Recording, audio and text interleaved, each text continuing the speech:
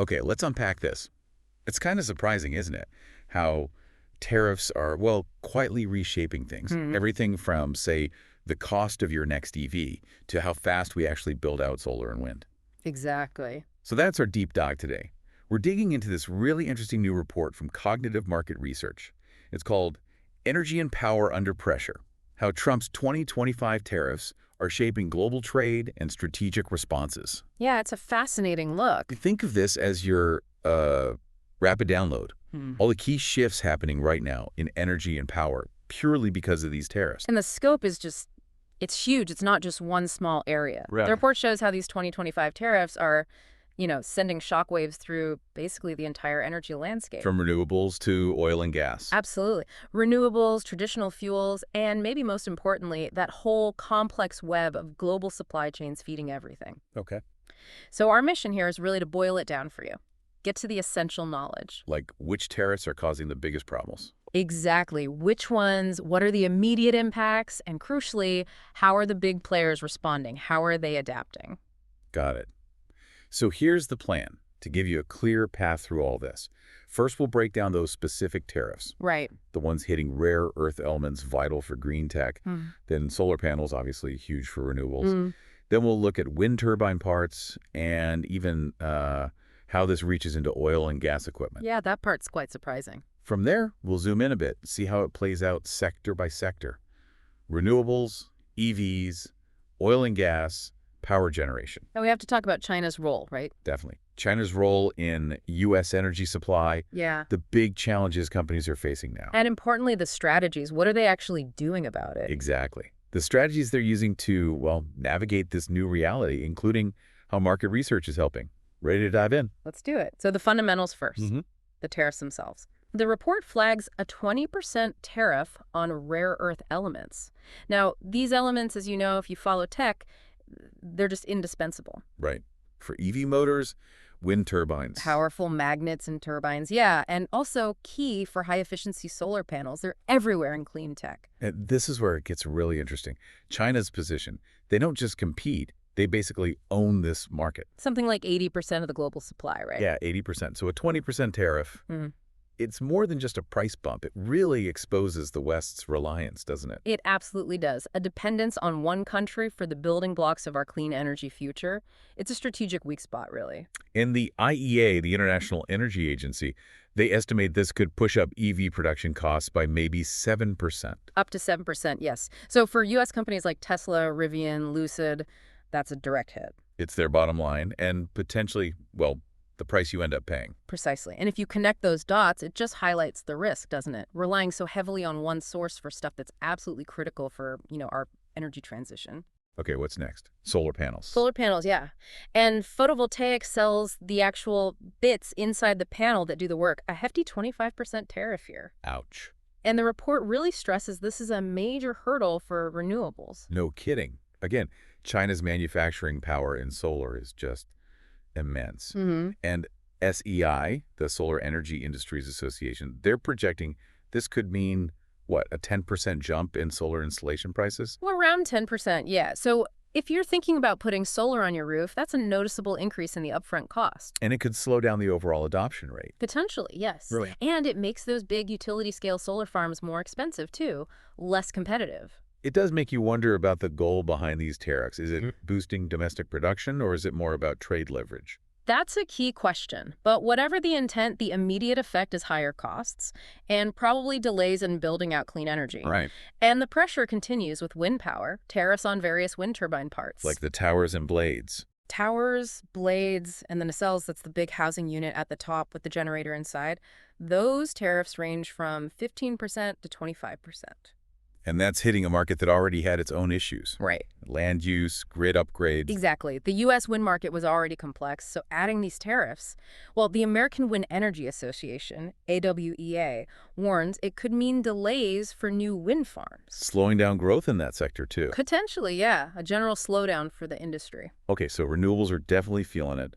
What about oil and gas? Yeah, even the traditional sector isn't immune. There's a 10–15% tariff on key equipment, things like drilling rigs, compressors, pipeline components. So that pushes up costs for U.S. producers. Increases operational costs, yeah. Yeah. for producers and the energy contractors they work with. Interesting. And what's really interesting here is how it's making them rethink supply chains too, looking beyond the usual suppliers, maybe considering places like Russia, Saudi Arabia, Canada more closely. It really seems like a ripple effect across the board. Yeah. And the report mentions this slowed the post-COVID recovery, too. That's another layer, yes. It contributed to a slower recovery, which just adds more complexity to, the already volatile global oil markets. Okay, so we've got the basic tariff landscape laid out. Now let's dive deeper into how these are hitting specific energy sectors. Sounds good. Let's start with renewable solar and wind again. Right. As we said, those tariffs on panels and turbine parts, they directly inflate raw material costs for solar manufacturers. Think First Solar, SunPower. Mm-hmm.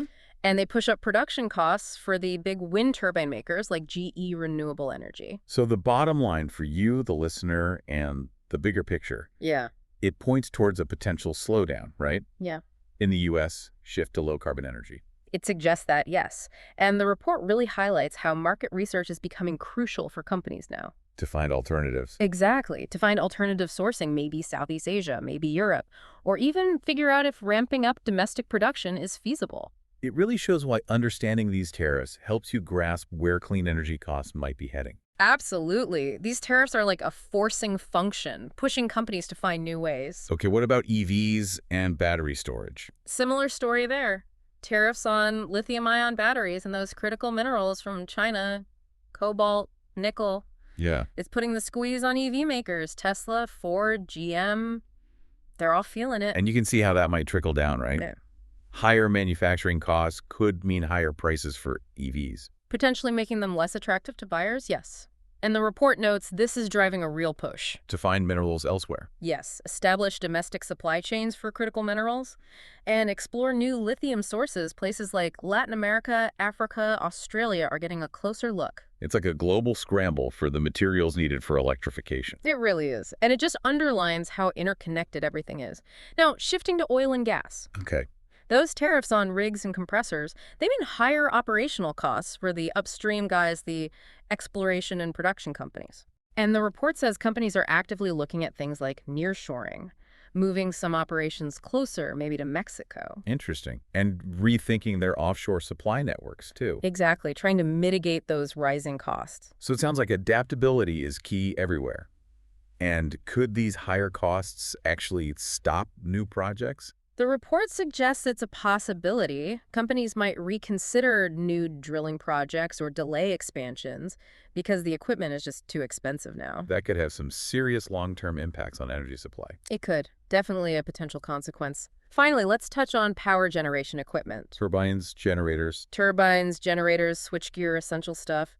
Tariff increases on these components imported from China are hitting the big manufacturers like GE and Siemens. Which means higher cost for utilities. Higher costs for utilities and independent power producers, yeah, when they need to maintain or expand the grid infrastructure. So keeping the lights on gets more expensive. Potentially.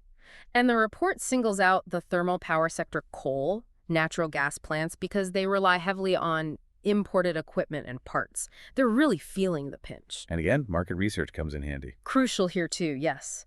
Helping companies find new manufacturing hubs for these vital components, somewhere other than China. Okay, that makes sense. Understanding where else to get this stuff is key to managing costs and keeping the grid reliable. Absolutely. Which brings us squarely to China's role in all this. It's massive. Yeah, let's break that down.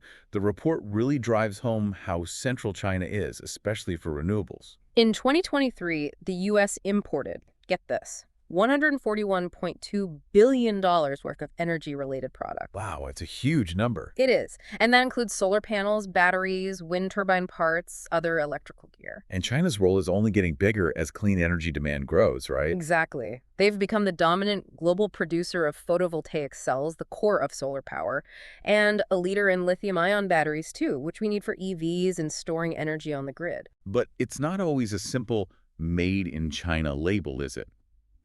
The report talks about intermediary countries. That's a really key point. Countries like Malaysia, Vietnam, South Korea often source raw materials or subcomponents from China. Yeah. So even if the final product you see isn't technically labeled Chinese, the tariffs can still hit it indirectly because the supply chain starts there. That adds a whole other layer of complexity. It really does. These indirect impacts can affect prices and project timelines here in the U.S., even for goods that seem disconnected from China at first glance. So, given all these tariffs and China's central role, what are the biggest headaches for energy companies right now? Well, the report sums it up pretty clearly. The tariffs on Chinese goods have just pushed up costs significantly, especially in renewables. We're talking big jumps. Yeah, like a 20–30% increase in total project costs for large-scale solar and storage projects. That's a massive hurdle. It really is, and that obviously affects the economics of these projects. Directly. So we're seeing delays in getting new renewable plants online. And unfortunately, some projects might just get shelved because they don't pencil out anymore with these tariffs. Which clearly slows down the whole energy transition. It's a significant break, yeah. And for companies making energy storage systems, especially using lithium-ion batteries, Their dependence on Chinese materials is a major issue. huge challenge. The report really emphasizes how difficult and complex it is to try and diversify those supply chains. It's not just finding a new supplier. No, it takes serious upfront investment.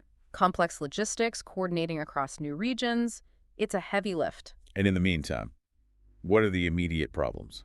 We're already seeing longer lead times for critical parts, component prices going up, and just this constant underlying risk of more supply chain disruptions. Okay, so it's a tough environment. How does market research actually help companies deal with all this turbulence? This is where that deep analysis really pays off. The report positions market research as, well, an essential tool. For navigating the tariffs and regulations. Exactly. Tariffs, regulations, supply chain chaos.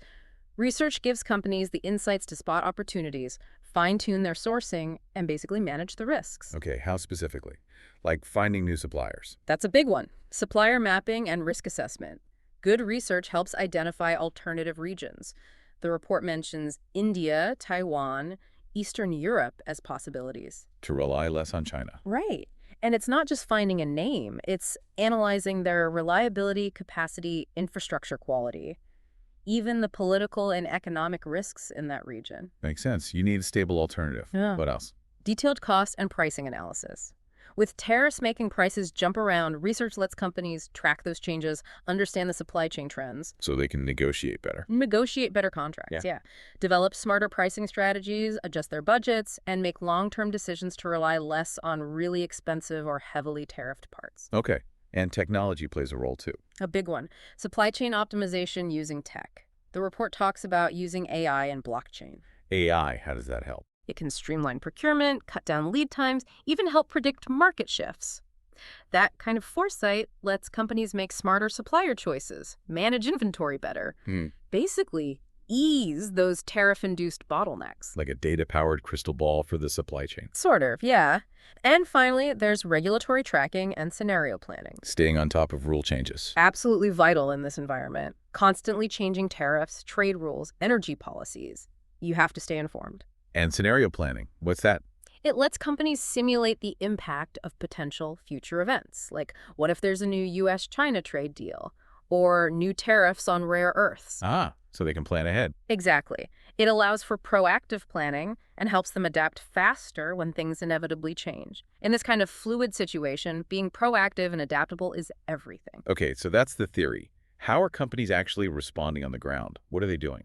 Well, the report sees a definite trend. Companies are actively diversifying their supply chains, trying to reduce that heavy reliance on Chinese imports. You see big players doing this. Yeah. Major renewables companies like NextEra Energy, First Solar, they're looking for alternative material sources globally. And they're even investing in developing alternative technologies that might need different inputs. And are they investing domestically? Or in other countries? Both, actually. We're seeing real investment in building domestic factories, but also forming partnerships in places like Vietnam, India, and right here in the U.S. To get components like solar panels and batteries from more places. Precisely. It's a significant strategic shift in where they get their stuff. And operationally, are they using those tech tools you mentioned? Increasingly, yes. The report points to more use of AI and machine learning in managing supply chains. To predict problems. Predict and mitigate the impact of tariffs on timelines and costs, yeah. It gives them better visibility into their whole network, lets them make quicker, smarter decisions, more agile.